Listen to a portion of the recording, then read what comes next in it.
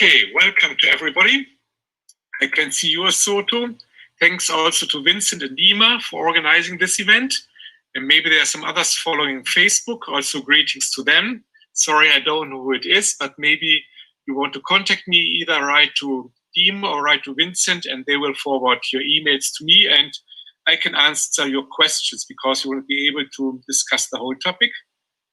Today, I want to talk about the Nubian economy. Namely, it's the Nubian economy from the past. And I will now start the screen sharing.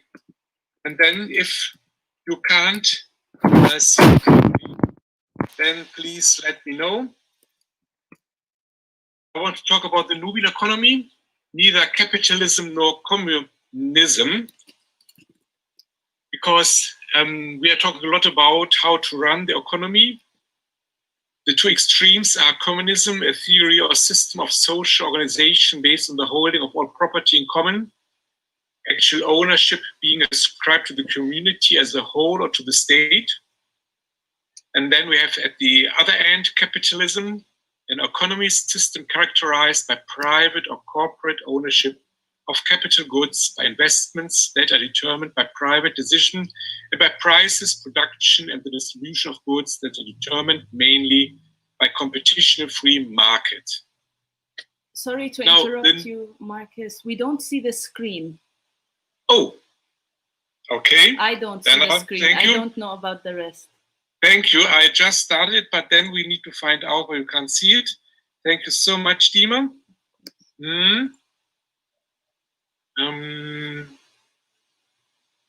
I just do adjusted share screen. Okay, now we'll try it again. Can you now see my screen? No, I cannot. It worked the last time. Then I just try something else. There we are. Yes. We see. Now you can see it. Okay, yes. Now I know I did something. I hit the wrong button. It was my fault. Yeah, I can see it too. Excellent. Okay, thank you. Sorry for that. I hit the wrong button.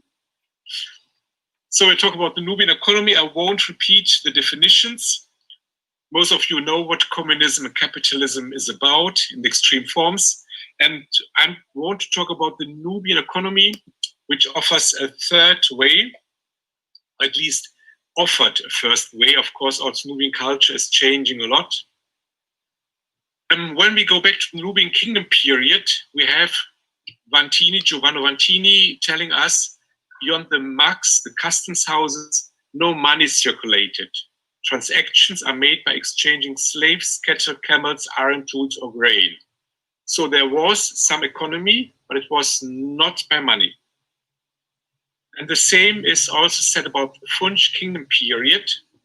Travelers who entered the Funch kingdom were invariably impressed with the absence of coin currencies in the villages and regional markets. Nubia was part of the Funch kingdom, so we can assume that the same was also valid for the Funch kingdom. In the 18th, 19th century, the Italian consul Bernardini Drovetti wanted to visit the Nubian temples, and he had some money with him. The problem was that the temples were buried beneath the sand, and so he gave the Nubian villagers 300 piastres so that they could clear the temple front until he returns. But for returning, nothing had been done. The Nubians told him that they had no use for money. That continued into the early and even to the mid-20th century. It's said by the German epidemiologist Heinrich Schäfer that when you were building houses on Nubian land, building the houses costs nothing here. The land for building houses costs nothing here. An elderly Dongolabi from Lebeb, a village near Dongola, remembers that payment was by dates. And an old Mattokki lady told me in 2000, before the Hijra, before the resettlement of the Kenzi Nubians, everything in Nubia was without payment. Of course, she was generalizing, but it was the general mood at the time before the resettlement. And also when the British archaeologist David Edwards was doing the excavations he found a lack of coins in Lower Nubia in Islamic times. What could be possible reasons for that? I don't know about Nubia, but in Darfur, at least to one source, wage labor was viewed as a shameful activity until a short while ago. You were not working for money. Maybe it was the same in Nubia. Another reason was the poverty. When the Mattokki Samuel Ali Hussein visited Dongola in 1900, he writes, "Poverty gnaws at them a lot. They are really very poor." So we have reasons and we have then results, what that led to. The dowry, so what you had to pay in order to marry somebody else, was very, very low in comparison to other Arab countries. You had the positive effect, which you can feel when you visit Nubians until today, that generosity and hospitality was really at a high. One Andaandi speaker, he told me that when his father was milking the cows, always the children of the neighbors came along and everybody got his or her share of milk, freshly milked from the cow. That was also neighborly help. If a neighbor came along, you gave him or her whatever was needed. And you didn't ask back for it, except if it was an item used for bartering like sugar, crops, dates, and tea. And that system worked for the Nubians until a really very, very short time ago. As we heard from the Mattokki lady, it mainly worked until the 50s. Of course, there was already money circulating in Mattokki, Nubia, but still many things were without the money economy. The requirements for an economy to run that way is that basic needs are minimal and that they are met. Otherwise, you can't have an economy like that, and that there is communal solidarity. So if you want to have an economy like the Nubians had, you need to have these two requirements. Maybe there are some more, and we can talk about that later. And then there was a very, very special mechanism which allowed the Nubians to work in a non-monetary economy. That was the mechanism of the feza. And I was really happy when I heard about that mechanism. It was where everybody joins into the work without being paid. So for example, if you were working on your fields and you suddenly discovered that there were lots of stones and you had to take them away before you could continue working in your fields, you called a feza. Other examples were chipping of the earth, harvesting, cutting millet, threshing, building a house, roofing. And I still saw it when they were building a boat on one Nubian island. Everybody was involved without being paid. And the invitation which was sent out in Dongolawi Nubian was Jeligi Auregi Tawi. Come and do the work. Come and make the work. And so the people came along. Anybody who came along, even if he wasn't from the village, he was invited to come along and join the work. And people took up that invitation. They joined in the work and they knew I wouldn't be paid, but it was necessary. This man, he cannot do it on his own. This woman, she can't do it on her own. I'll come and help them. And then if it became a little bit hot, they were encouraged by somebody who was encouraging these workers, and it was said, Jeligi jelin konye orummegir, jelin tirtin konye orummegir menko, which means the face of the work does not cause the work to become black. The face of the owner of the work causes it to become black. Means do the work so well that the one organizing the feza doesn't get sad.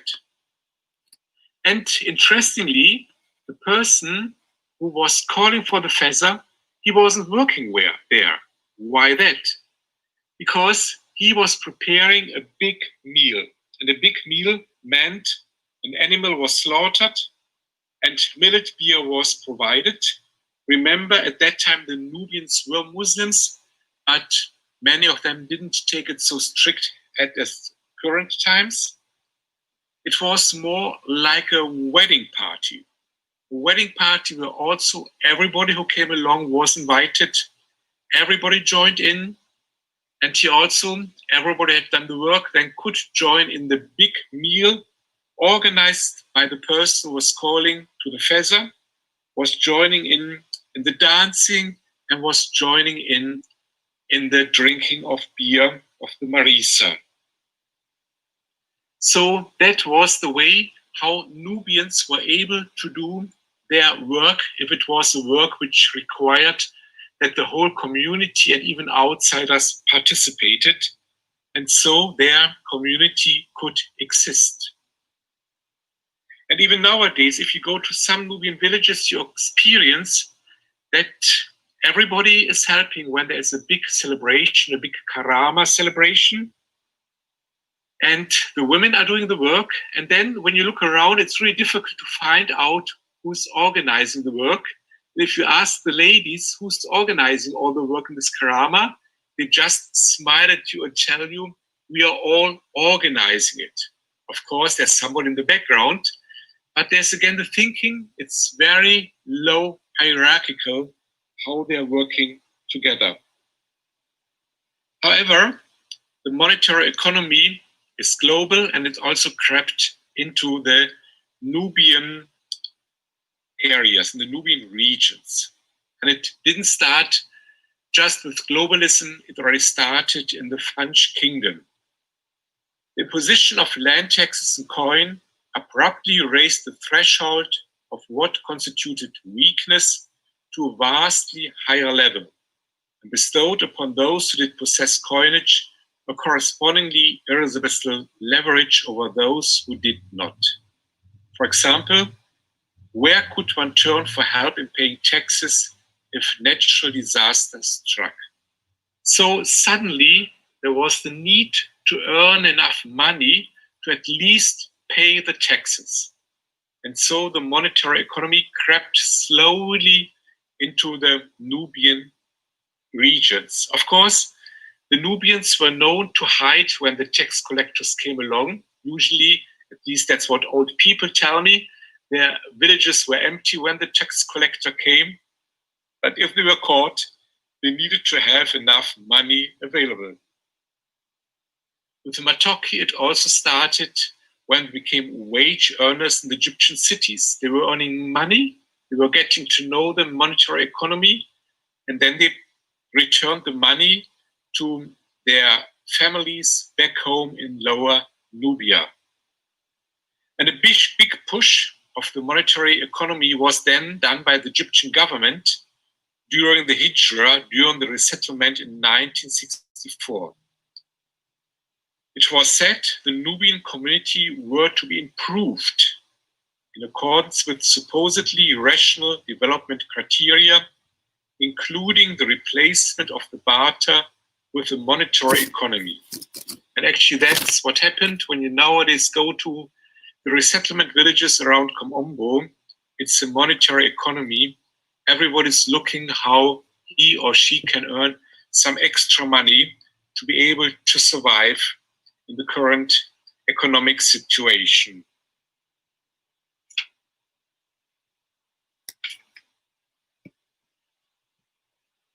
What changes did come to Nubia through monetary economy? I would say it enabled that there were smaller basic units. A smaller family structure is only possible if you have a money economy and can get more outside help. Before that, if you were depending on a community of bartering, you needed to have larger basic units. Of course, the economic values increase, and if some values increase, other values decrease. And it's not just me saying that. Most of what I present here actually was told to me by older Nubians who compare the former times with nowadays. Of course, you can become sentimental about the former times. We'll talk about that later. However, that's what they observed, and I think they're right. There are also changes in education goals. In former times, informal education was very important. Nowadays, you need formal education, which means school education, so that you get a job which will be well paid, so that you can compete in the monetary economy. So informal education was, for example, the education by proverbs. That's now less necessary, because if you know a lot of proverbs, no money can be earned from that. The monetary economy also made it possible that agriculture was mechanized. Of course, then you can earn more, so there's a positive impact. All of this, what I'm saying here, have negative and positive impacts. And one of them is that you can work on a much larger agricultural plot than before, that you have much larger food security. But you can only buy these machines if you have enough money available. So we come to the conclusion, and one conclusion could be that we all become sentimental and we think that, yes, the former times were much better. And it's very interesting. Only 2 days ago, I read a summary of an article in the Bulletin for Personality and Social Psychology. And there was some research done, and the result was people with high income have greater difficulty in deciphering their counterparts' feelings through the expression of his or her eyes than people with a lower economic status. So yes, when Nubians tell me that there were certain advantages with the economy in former times, which was much less monetary based, they are right. Even contemporary research receives the same results, that there are much more cohesion within community. But you also need to ask ourselves, do we want to live such a communal lifestyle where everybody had enough, but nobody had more than enough? And sometimes, if there was a pandemic like nowadays, even nobody had enough. Is the fulfillment of basic needs enough for us? Then we could adopt such a Nubian economy as it was performed until the early 20th century. Or how much more do we want than just the necessary items? I want to bring some proverbs which show how the Nubians think about. I think these proverbs are quite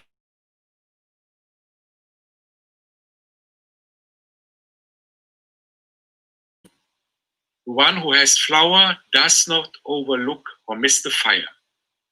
So the one who has the fundamental necessities of life will not lack other minor matters. So the saying is that if I have the basic necessities, there's nothing more which I'm lacking. So I'm happy with what I have. I don't need more. But of course, I need to have the basic necessities. And another Andaandi proverb, Nishi kinyi nishikolnar ari naharki. One without horn takes along one with horn on the day. Horn is a religious term and it means power. So one without power takes along one with power on the day. And the day, of course, the judgment day, the good Muslim and also Christian is waiting for. We never know from which time period the prophets are from. So on Judgment Day, both the rich and the powerful and the poor and the powerless will be together, and they will be dealt with in the same way. So the Nubians in former times, they could think that they had sufficient because they knew there was a day coming when everything was decided and there were other things on that day more important than what they had. They knew that even if they had been poor and powerless during their lifetime, at the end, they were with God. I'm thanking Hamid Khabir for these two proverbs. He's from the village of Khanag. Also the Mattokki from Lower Nubia, they have two very nice proverbs. The first proverb talks about the richer people. The one who owns a boat goes to the east to urinate. If you were living on the west bank of the River Nile, there's no need to go to the east bank.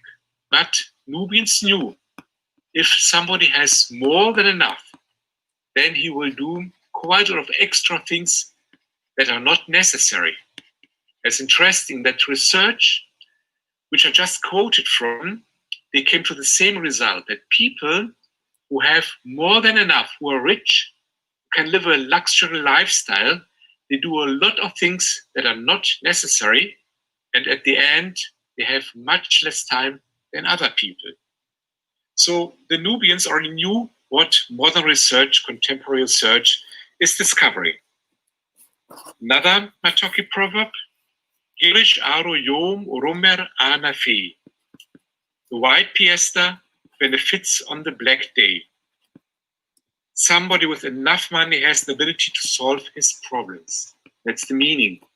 And it already shows that, yes, sometimes money is needed, and even enough money is needed. Because then, when I come into problems like paying the taxes, like having a bad harvest, this can solve my problems. So it's interesting that especially Mattokki proverbs already talk about money and also the good things, but this money, this proverb most probably is not from Nubia. It can also be found in Egyptian colloquial Arabic. So it can be that Nubians, when they entered the monetary economy, they took it over from the Egyptians. I'm thanking this time Said El-Hassan from Aniba and Awad Ali from Abu Khor, both Mattokki villages, actually the first of Khadija village with a Mattokki population, for presenting these proverbs to me.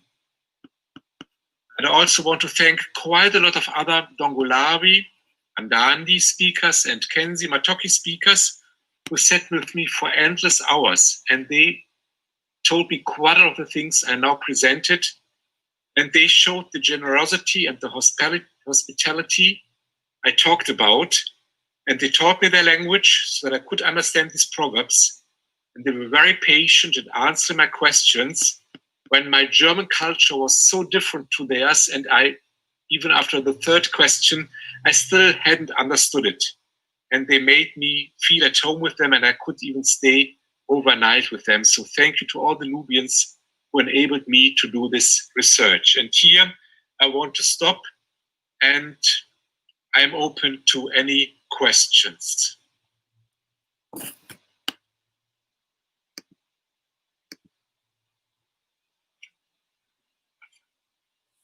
Thank you very much, Marcus, for that. That's wonderful. Yes, indeed, clapping. Your voice is very low. Can you speak up a little bit? Let's see. Get this laptop closer. Can you hear me now? Yes, I can hear you much better. Thank you. Of course, my pleasure. Let's see if we have any comments from Facebook. And as I do that, I would like to thank you very much for this presentation and for your acknowledgement of those who contributed to the knowledge for which you built this presentation.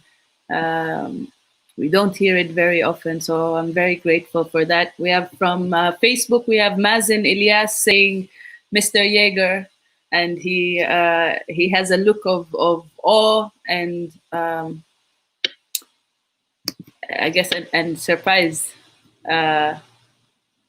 online. I also want to go back to the concept of feza or feza. Mm-hmm. Because it rang a bell as you were saying the word feza. I got introduced to this word for the first time earlier this year when I visited my village, and basically we were going to gather some of the dates from our palm trees, and my father was. I was making my way to the Nile, but my father said he will get the children to help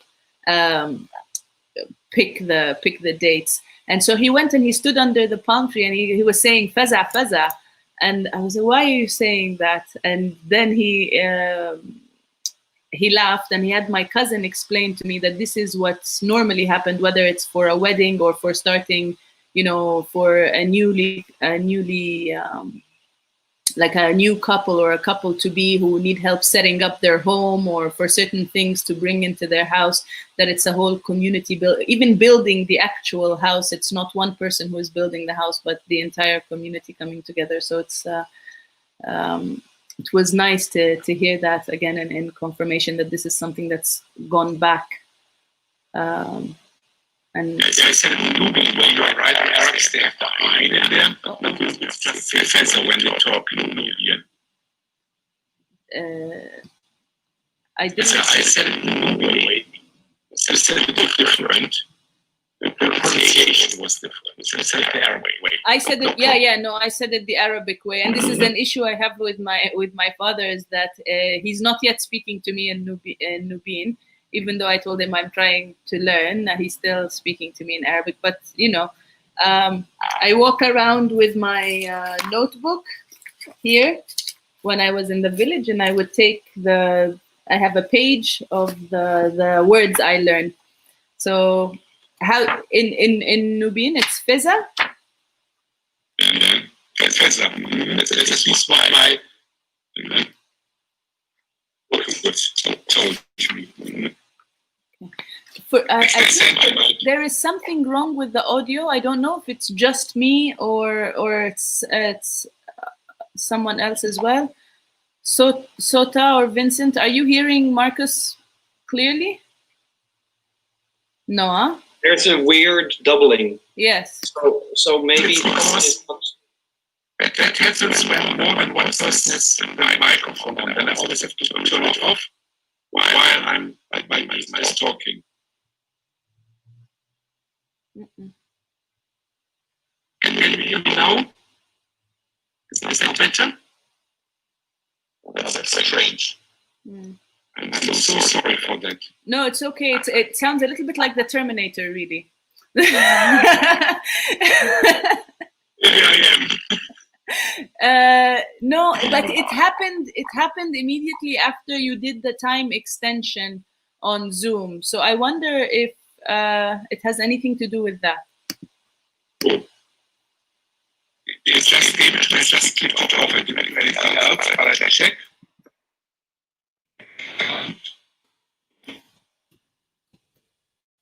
Oh, sorry. Yes, I think I've actually changed. Yes, it's from you, because you have to do it in the village, and you are from Nubian descent, and so I want to learn from you. Maybe also other Nubians for joining the face. You are very kind. Yes, I actually just released, I put the question out if anyone has any questions to you to do with the Nubian economy.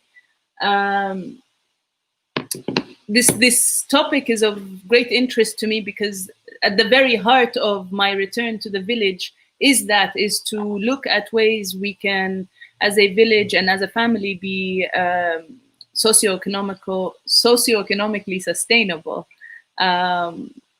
Given everything that we do have, whether it's through farming or through the other creative aspects that we have in the village. So one of the things that I am looking to do is to bring back the traditional handicrafts and these workshops from the aunties and the grandmothers to teach the younger people in the village. So I actually did. This was my first one. I didn't do it fully, but with my aunt. But the idea is to be self-sustainable as a people is not new for Nubians, but somehow it has been distorted. And I don't know where along the timeline did this sense of dependency on going away from this proverb that you said, you know, if you have the basics, if you have the fundamentals of everything, then you don't need anything else. To becoming this commercialized, sort of mainstream version of the culture that we have been forced to assimilate into. That happens with everybody of us, because when we in the West start thinking more and more our life will be better. And for example, it's advertisement telling us, it's when we see somebody richer than ourselves. Yes, there are some people were richer, some people were richless. In one village in the 50s, one Dongolani village, Dongolani Nubian, Andaandi speaker, that in the 50s there was one person who had a refrigerator, and he was a descendant of the Mattokki family. Nobody else had. But as soon as you see somebody having something, if somebody has a car, you want to have a car, and if you have a television, when I first came to Dongolani villages, they had one television for the whole neighborhood. And everybody was happy with that. And they all watched together and enjoyed. This was really great fun, watching films in a big group. Now, 20 years later, everybody has his or her own individualism. That's again what I said. When you have money, you can have smaller basic units. So it's not one television for the whole neighborhood. It's one television for each household, or even now one television and one television for the women. So it depends how we, including from the West, how we are allowing the global economy always to talk to us, and that includes myself. Thank you. We have, it's a very important reminder of how things work sometimes. We do have a question from Facebook. From Yafet Girmay. He says, were there any specific high points in the Nubian economy, in the Nubian economy, that maybe we can look back at and learn from? For the economy, it was very important to Nubian was migration in the Lower Nubia, so maybe the 50s. We nearly know what we've left when the Nubians were resettled and reached until the 1970s, roughly. So, if somebody owned a waterway, that was a lot of actually, usually, a whole group of farmers, they owned the waterway together. Same with the aid countries. It was usually not one person owning it. It was the whole community owning it. And so when there was the date harvest, and everybody came along with a share in this specific date country, and thereby you showed I belong to the community. So I said, I don't know what you want to hear about highlights of the economy. In my opinion, this was a highlight of the economy. Without the water wheel, or the date plantations would have been possible. They made it possible, but nobody was rich enough to have a water wheel on his own, or a family's own, and then they shared in it. Is this what you were asking, or maybe you want to be more specific? Let me see. Did that answer the question, Yafet, if you're still listening? Did that answer the question for you? I think perhaps maybe in a chronological timeline, is there a time in history where Nubian economy was more thriving than other times, perhaps?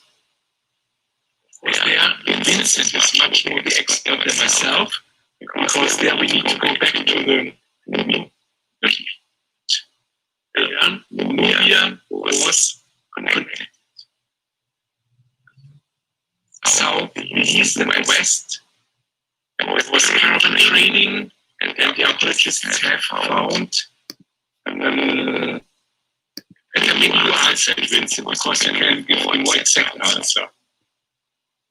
Shall I say something? Yes, please. Actually, there's a good book on what we can reconstruct from Nubian economical activity in, like, let's say around 1200. Which is the book by Giovanni Ruffini. Okay. Oh, we can't see it. More or less, like it's blocked out by the auto thing. It's a medieval Nubia, a social and economic history, and it also addresses this issue of money, right? Because, like Marcus correctly pointed out, that let's say, like, post-medieval travel accounts tell us that they didn't have money. But if we look at old Nubian documents, we do frequently find the word for gold, and also the word for dirham in later documentary texts, in commercial context, like where land was sold or slaves were sold and so on. And so the question is, did they actually exchange dirhams and gold, or are we talking here about some type of equivalence thing, right? In the sense that actually, when I go to the bakery and I buy bread, I no longer actually give any golden dirhams to my baker. I simply wave a card, and words are sent from one bank account to the other, but we both kind of believe that that's okay. So there's only like a symbolic equivalence between some numbers on my bank account and the bread that I buy. And so you can think of the word for gold in old Nubian documents in the same way, right? It's okay, this is worth 2 gold, but I'm not giving it to you. It's an equivalence, and I may have a running account somewhere, or we don't know. We have found no accounting or bookkeeping, which you would need in order to have such an economy, right? So, like, if you say, okay, I'm not actually exchanging anything, I'm just promising you money, or leaving an IOU or something, we would expect to find these types of IOUs. On the other hand, we have also not found any coins, right? So, like, if you have a monetary economy, you would expect to find coins in your archaeological record, which we don't. So there is a lot of questions that we still have about what does it mean to exchange land for 2 gold, or what does it mean to give dates at the worth of 1 gold piece, or 1 dirham, or to split a camel for 1.5 dirham. What does that precisely mean in terms of transaction? We don't know. So until we find money, or until we find accounting books, or until we find somebody who can tell us, this is a very difficult question about how they actually went about in terms of, like, their economic affairs. Because I think the book is based on a written record, and maybe at the centers where writing was done, the community was also different, and then maybe there were places where people couldn't read and write, and it was different. So that's also something we take into account. My background is in Nubians, where I read in books. I don't know too much from the Nubian period, like later, like Samuel Ali says, just 1900. For that, I mean, one more thing maybe that is relevant in this discussion. I have difficulties understanding you, Marcus, because you do sound like the Terminator with, like, a very deep echo, as if you're coming from outer space. Yes. But if we look at something like a land sale, in which ownership of a piece of land is transferred from one person to the other, they are very, very clear and precise about who owns which piece of land. It is clear that they keep records of who owns what, who has inherited what, and this can be very, very detailed. There are a few land sales that really talk about, I own 1/4 of the output of this piece of land, and I'm transferring this to. So there was definitely a well-developed sense of ownership. Maybe not everything that is physical was owned, but when it comes to land, it was clear that this was owned. by specific people, and that people were aware of this. When it comes to slaves, it was clear that these were owned by specific people and not by the community as a whole. And so it could very well be that, only for specific aspects of daily life, and I think this is also what you indicated in your talk, you would think of that in like quasi-monetary terms, whereas other things like labor to build a house, we don't find any documents of people, exchanging labor to build a house for dates. Like, that is not something you put on paper, right? But land you do. So there seems to be a distinction between, the things that, let's say, you can inherit and that you can sell, and things that are like communal property or simply labor that you gift to your community, as you have explained. And I think that's very important, like I said, about also the date palm trees. It was known how much you owned of a date palm tree. Maybe you had even just 100th of a date palm tree. Yeah. But it was known by some people, many times it wasn't recorded, but some people knew this person owns 100th, this 150th. So they could then divide up the share of the dates harvested at harvest time. Mm-hmm. Yeah, I mean, that makes a lot of sense. And I mean, at least from the written record, it seems that this type of system was in place already like 1,000 years ago. So, like to own part of a tree, or to own part of a grove of date trees, or a grove of, other types of produce, this seems to have been a thing already like around 1100. Still is, so we come back to some extent. We come back that Nubian economy was not communism, but it was also not full-blown capitalism. It was a third way. The Nubian way, Marcus. The Nubian way, yes. Indeed. Yeah. Are there more questions on Facebook? Or I will see. And in the meantime, I just wanted to go back to the topic of slaves, because this is something that we've gotten a lot of feedback about, especially from that talk on the Kandaka. And I admit I don't know much about it, so please do enlighten me in what way you can. So the argument is that Nubians didn't own slaves and they were prisoners of war. Now, if we're saying there is no written, like it was clear that, let's say, the slaves were not communal, or the so-called slaves were not communal, but were rather owned by a certain group of people, would that not then potentially support the argument that they were not slaves but rather prisoners of war, and then they were linked to or belonging to the state? Well, not the state, but the ruling. I don't know where this prisoners of war story comes from. I'm pretty sure that if you have prisoners of war, then you might treat them as, you might consider them slaves, but they were not doing enough war in order to supply them for the slaves they had. I mean, the amount of slaves they have. Supposedly, I mean, the slave trade along the Nile was a massive part of the economy, right? So, like, whoever is north of somebody is trading the people who were south of them, and so that is a transitive relation that went all the way down, basically into South Sudan. Different populations along the Nile have enslaved each other for thousands of years and sold each other as slaves to other groups like the Romans or the Greeks and so on, right? So this seems to have been a rather, common practice, and definitely not only war related. I imagine that. I mean, it also really depends on how you define war, right? But I suppose that people did quite common raids on other villages simply to get slaves, either to trade them or to have them themselves. I think.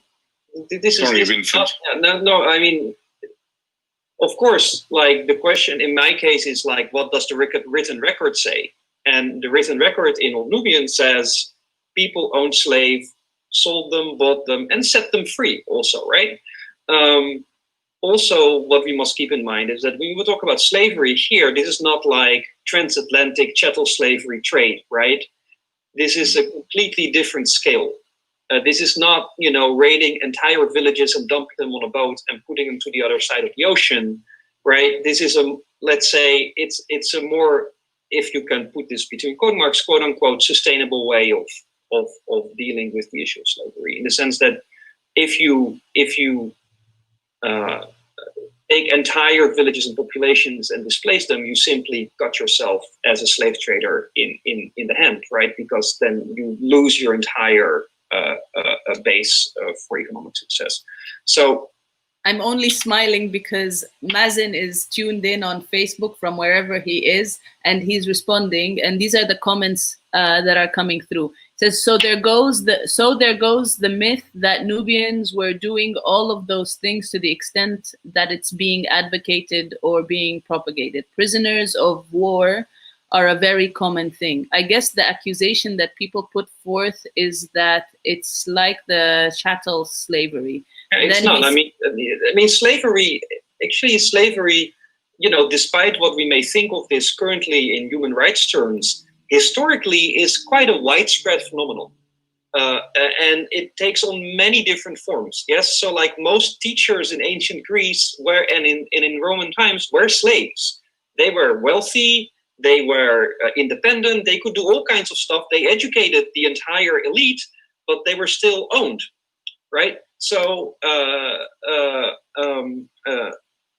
slavery in that sense means basically that one person can be owned by somebody else. That doesn't tell you anything about their treatment. It doesn't tell you anything, about intermarriage. It doesn't tell you anything about, whether they were abused or beaten. None of this, right? So it only tells you something about the relation between two humans and a relation of property. That is what slavery is. And so I find it, sorry, Marcus, but I sense behind the argument that saying, yes, but these were prisoners of war, there is an attempt to whitewash history. There is no, I am not here to argue one point or another. As I said, but if the argument is raised, like they had slaves, but they were always prisoners of war, that seems to me to imply some type of justification. Whereas I think that this justification is not needed at all. I'm sorry, Mazen. Just get on street, log on to this thing and say your comments. Mazen is saying, Vincent, stop stealing my thoughts.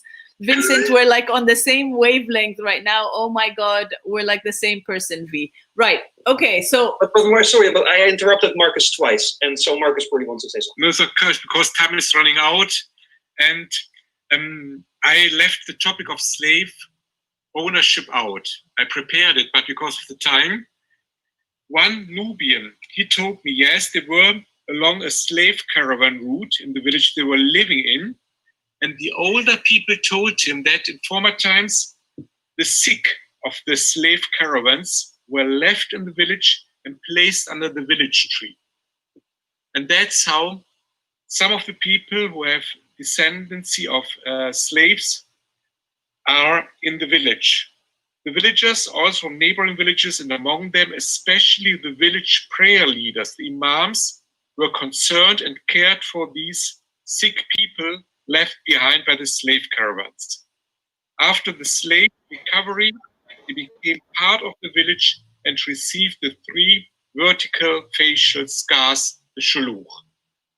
So that's comment from a local source, which is quite reliable, what you heard from the older people. And so, yes, maybe they took slaves, and Dongolawi Nubians were involved in the slave trade in southern Sudan, but there were also the Nubians who were not involved, but they were along the slave trade routes, and thereby some slaves ended up in their villages. Could you repeat the part about the shuluch? Yes. After the slaves' recovery, because they were sick, they became part of the village and received the 3 vertical facial scars, the shuluch, signifying a member of the Andaandi group. And when you go into some of the Andaandi villages, people can still tell you who came from the outside and became a member of the group, and who was always an Andaandi person. Yeah, I think we have to leave it here. No, fantastic. Because it's soon getting to 7 o'clock. Yeah. And but if somebody sends a question to you, Dima, you can forward that to me, no problem. We shall. I have Mazen here who came through live. Let me just see if he has something to add. Yeah, he does have something to add. Do you have 2 minutes? Yeah? Okay, Mazen, go ahead. Oops. Can you hear me, Doctor? Yes, I can hear you. Thank you so much. I wanted to thank you for the discussion that you put forth, and for kind of getting into this topic, and just explaining kind of what the economy looks like. My question was a very simple question. Would you be willing to have or continue this conversation and give us a part 2 to it? Because this is a very interesting topic, and I think it's a very important conversation to be had, especially within Sudan now, given that there is a sort of, and again, this is me speaking as Mazen, not as any affiliate of TNI or anything else. This is me as an individual. There is a conversation kind of about just, you know, the history of Sudan and the racial structure that exists, and kind of how society functions and what it means to have like a sort of just what our past looks like and what it looks like moving forward, especially in terms of like slavery, for example, and things of that nature. So I would be very interested, and I welcome you. And I think, you know, Dima and everybody else would appreciate if we were to have a part 2 to this conversation. So I guess my question is, would you please come back again and continue this conversation with us?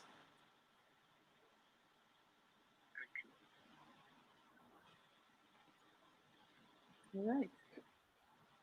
Perfect. Thank you so much for your time and for giving us so much of it. I really appreciate it, Dr. Yeager.